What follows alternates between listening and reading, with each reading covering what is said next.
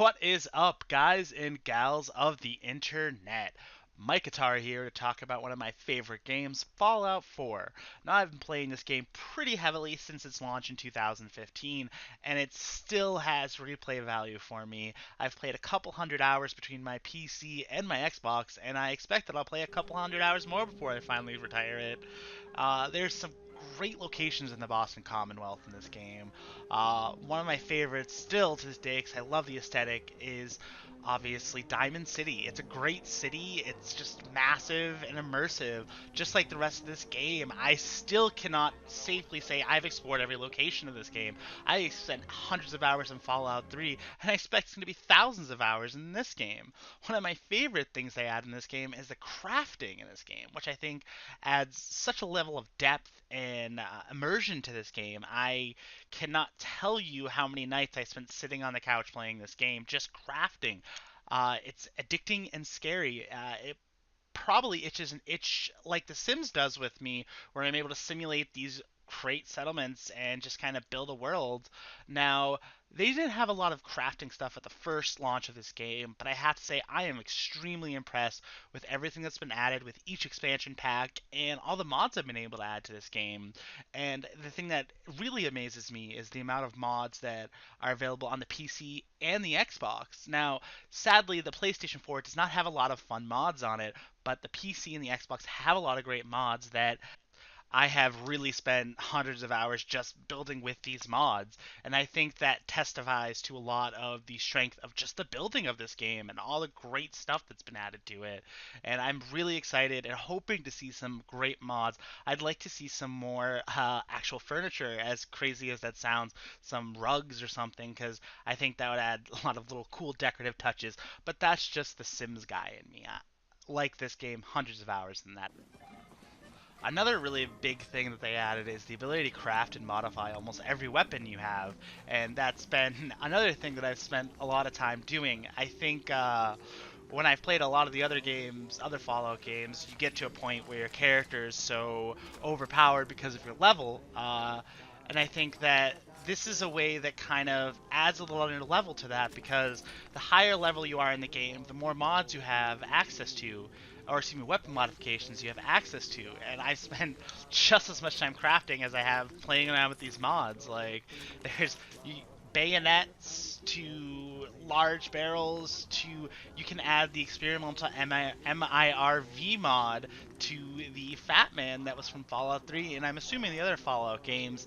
I sadly have to admit to you all, I have only played Fallout 3, for New Vegas, and I did spend some time with the original Fallout, but it's after the fact of playing Fallout 3 and 4, so it was kind of hard for me to really get into that game. I blame Bethesda for making such a great world with the first-person shooter aspect of the game. I think that really kind of changed the pace of the whole Fallout world.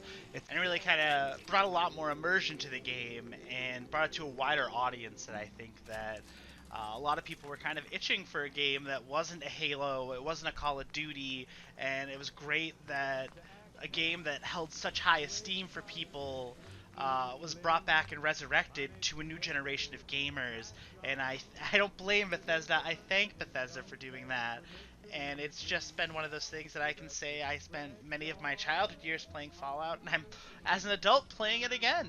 And it's just great. And I just am fascinated with all the levels I've added to the game, all the immersion. I'm excited to see what's brought into the future of the Fallout series. But I just can't tell you guys how great this game is. If you haven't gotten it yet, if you haven't gotten your hands on this game, now's the time. It's probably on sale on Steam. I can't testify to that because I don't know when you're watching this video, guys, but Steam has a lot of shit on sale at random times.